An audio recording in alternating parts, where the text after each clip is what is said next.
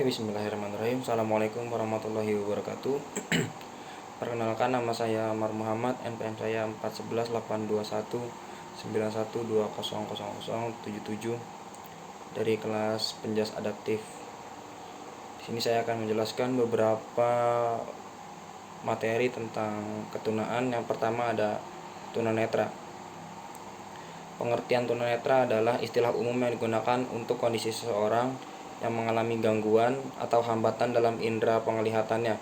Berdasarkan tingkat gangguannya, tunanetra dibagi jadi dua, yaitu buta total dan masih mempunyai sisa penglihatan. Kemudian ada penyebab tunanetra. Yang pertama ada prenatal. Faktor penyebab ketunanetraan pada masa prenatal sangat erat hubungannya dengan masalah keturunan dan pertumbuhan seorang anak dalam kandungan. Kemudian yang kedua ada postnatal. Postnatal adalah faktor penyebab ketunanetraan yang terjadi pada masa postnatal. Dapat terjadi sejak atau bayi lahir, antara lain kerusakan pada mata atau saraf mata pada waktu persalinan hamil, ibu menderita penyakit Gonorrhea, penyakit mata lain yang menyebabkan ketunanetraan seperti trakoma dan akibat kecelakaan. Kemudian cara pengajaran tunanetra, yang pertama, ajari anak dengan menggunakan benda nyata atau miniatur. Yang kedua, ajari anak suatu hal secara menyeluruh. Hindari mengajari hanya per bagian, tetapi harus secara seluruh bagian. Kemudian yang ketiga, ajari anak belajar sambil berbuat atau beraktivitas. Contohnya seperti mengenal hewan dan meraba miniatur. Dengan begitu anak menjadi tidak bosan. Kemudian yang keempat, ajari anak suatu hal dengan melibatkan berbagai indera. Anak tunanetra mengalami hambatan indera penglihatan, namun karena hambatan tersebut indera lain bisa menjadi lebih sensitif. Kemudian yang terakhir, ajari anak suatu hal secara berkesinambungan. Dalam mengajari anak tunanetra, hindari dalam mengajar sepotong-sepotong, jelaskan suatu hal secara lengkap kemudian beralih ke hal lain. Cabang olahraga untuk tunanetra adalah olahraga yang cocok untuk tunanetra, yaitu olahraga yang meningkatkan kekuatan daya tahan otot dan daya tahan jantung seperti jalan di tempat atau lari menempuh jarak tertentu melalui berbagai penyesuaian alat bantu. Kemudian materi selanjutnya adalah tunarungu. Pengertian tunarungu. Tunarungu adalah orang yang kehilangan kemampuan mendengar sehingga menghambat proses informasi bahasa melalui pendengarannya, baik memakai ataupun tidak memakai alat bantu. Dengar di mana batas pendengaran yang dimilikinya cukup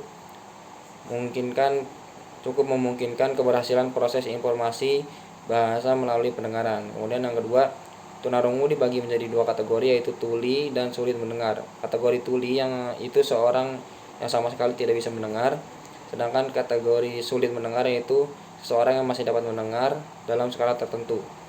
Penyebab tunarungu ada keturunan, campak Jerman dari pihak ibu, komplikasi selama kehamilan dan kelahiran, radang selaput otak atau meningitis, otitis media, radang pada bagian telinga tengah, penyakit anak-anak, radang dan luka-luka.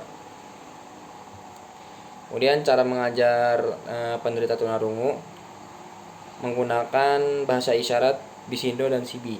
Kemudian program yang dapat diterapkan sebelum pembelajaran dimulai adalah rencana untuk hari pertama kelas, ide proaktif untuk membantu siswa tunarungu merasa nyaman secara sosial dengan teman-teman sekelasnya. Kemudian taktik pengajaran praktis yang dapat digunakan sepanjang tahun, ajaran saat mengajar atau membina. Pelajari tentang gangguan pendengaran, cari tahu apakah siswa memakai alat bantu dengar atau tidak, atau memiliki alat bantu lainnya.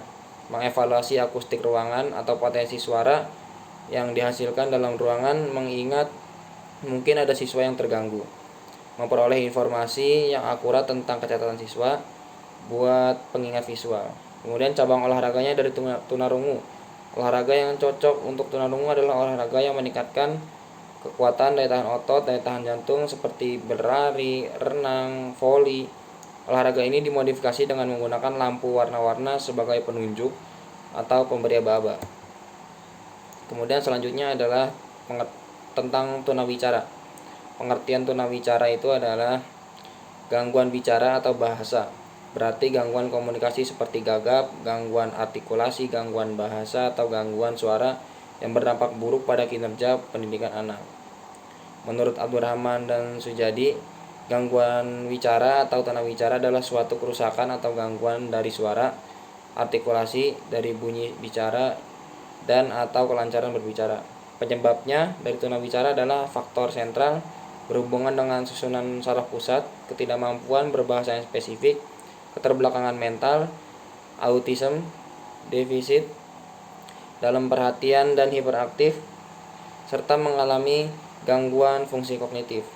Kemudian faktor periferal berhubungan dengan gangguan sensoris atau fisik, gangguan pendengaran, gangguan penglihatan, gangguan fisik, dan gangguan motorik yang berhubungan dengan bicara.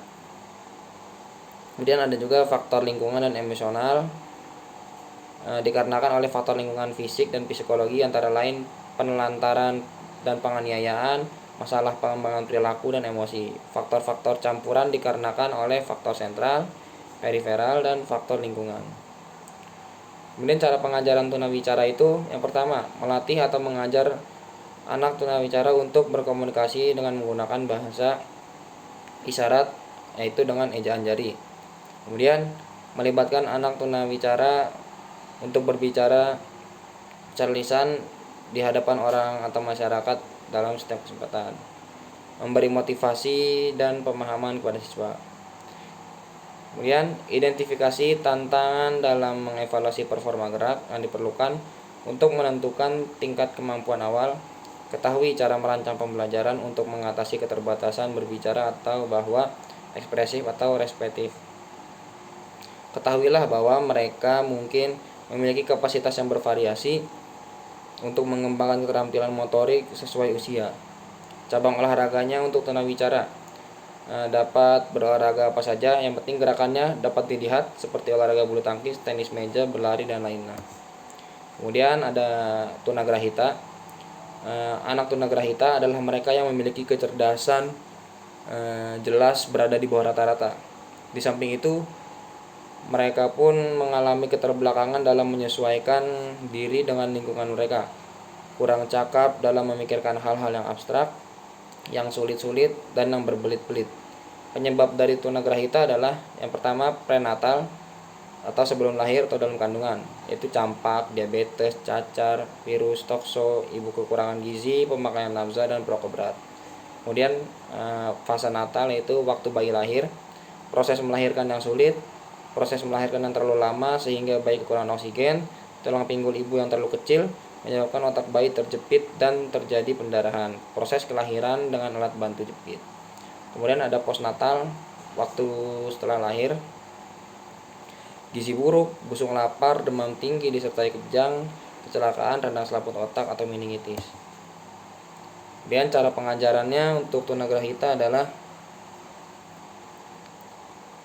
memecah pelajaran menjadi langkah-langkah sederhana, kemudian menurunkan tingkat frustasi dan kemungkinan pembelajaran terjadi. Umpan balik positif akan mendorong siswa untuk terus berusaha. Jika seorang siswa menguasai konsep atau memenuhi suatu tujuan, penting untuk memberi penghargaan atau tepuk tangan langsung pada siswa tersebut. Kemudian perkenalkan ide-ide dalam pendekatan fisik dan langsung. Lakukan kunjungan lapangan untuk memberi siswa pengalaman yang berarti. Ketika siswa mengeksplorasi sesuatu secara fisik, pengetahuan akan melekat padanya. Membuat lagu yang sederhana dan menarik untuk diikuti dengan konsep adalah cara yang menyenangkan untuk melibatkan siswa dan membantu mereka mengingat informasi. Kenali hal-hal yang dapat membuat suasana hati siswa berubah. Luangkan waktu untuk mempelajari kebutuhan masing-masing anak dan siapa mereka. Jika mereka kesulitan dan tidak dapat berhubungan dengan siswa, tidak apa-apa untuk menghentikan pelajaran dan melanjutkan kembali. Cabang olahraga dari tunagrahita adalah olahraga yang bersifat non-kompetitif dan lebih banyak ditekankan pada pemain yang menimbulkan kesenangan. Contohnya seperti renang dan bus. Olahraga yang pelaksanaannya menggunakan menggabungkan antara bowling dan biliar. Kemudian ada tunadaksa.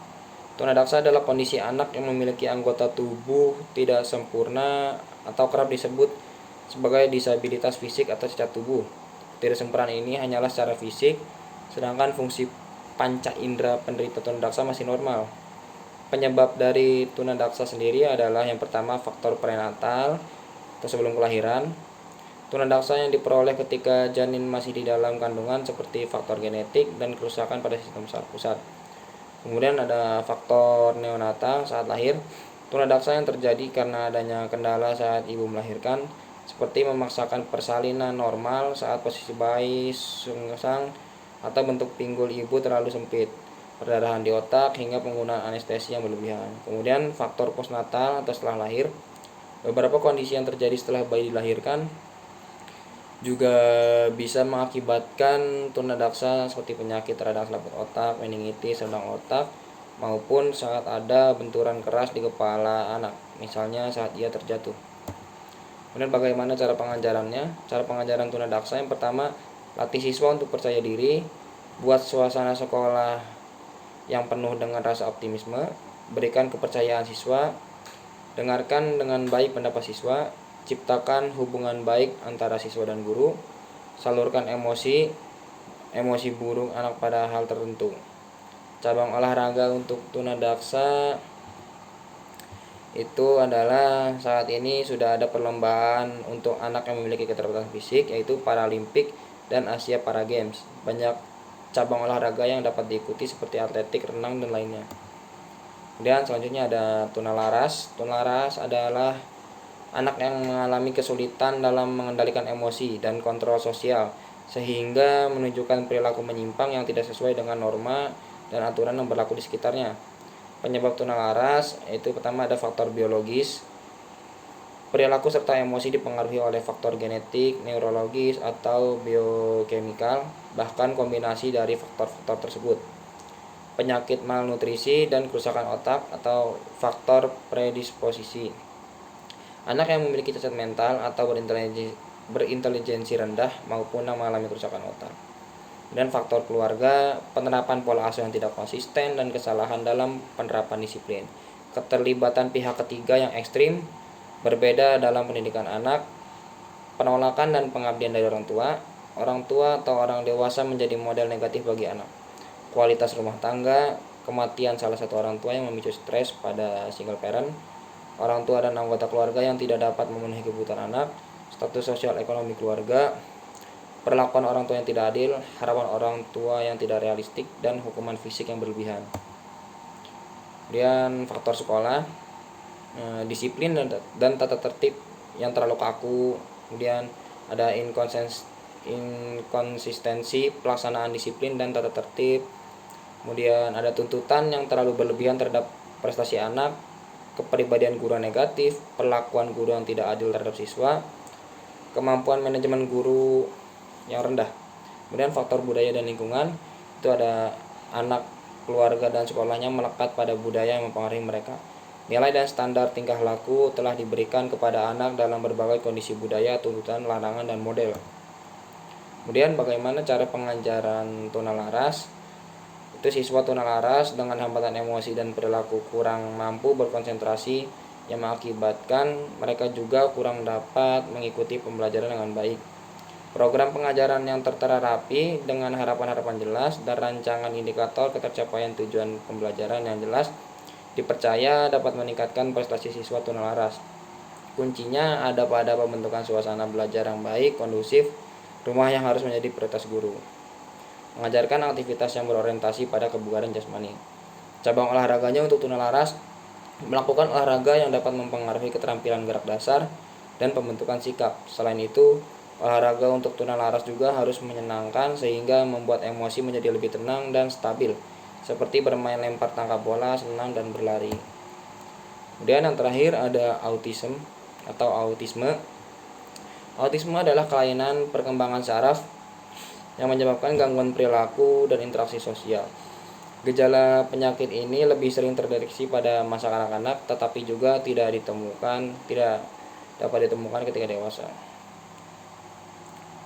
Penyebab autisme adalah gen kembar, riwayat keluarga, atau keluarga yang memiliki anak autis mungkin akan memiliki anak autis lainnya. Kemudian yang ketiga, bayi prematur. Yang keempat, paparan bahan kimia dan obat tertentu. Yang kelima, pola asuh orang tua yang buruk. Yang keenam, penggunaan vaksin seperti vaksin MMR. Kemudian konsumsi makanan dan minuman. Yang terakhir, infeksi yang dapat menular. Bagaimana cara pengajarannya? Cara pengajaran autisme, yang pertama, memberikan tata bahasa sederhana. Yang kedua, mengenali terlebih dahulu bakat dari anak. Yang ketiga, media pembelajaran melalui mainan. Yang keempat, memberikan banyak ruang gerak. Yang kelima, belajar secara berulang dan urut. Dan selanjutnya, memanfaatkan teknik multisensorik, yaitu teknik dengan menggabungkan cara membaca dengan melihat, menyentuh, serta mendengarkan. Kemudian selanjutnya, memberikan pujian dan kepercayaan, berdiskusi mengenai topik menarik, memberikan contoh cerita atau komik, menggunakan materi visual seperti berbentuk tulisan, papan tulis, video bergerak, atau buku gambar. Olahraga untuk autisme. Anak autis pasif biasanya memiliki energi yang cenderung aktif dan dapat dikatakan hiperaktif. Mereka senang bergerak, ingin menjadi pusat perhatian, bahkan sulit diajak diam, sehingga olahraga yang cocok untuk mereka diantaranya adalah sepak bola, basket, jogging. Sedangkan untuk anak autis pasif, olahraga yang cocok adalah renang dan bowling. Mungkin hanya itu yang dapat saya sampaikan mengenai beberapa ketunaan dari mata kuliah penjelasan adaptif. Kurang lebihnya mohon maaf. Assalamualaikum warahmatullahi wabarakatuh.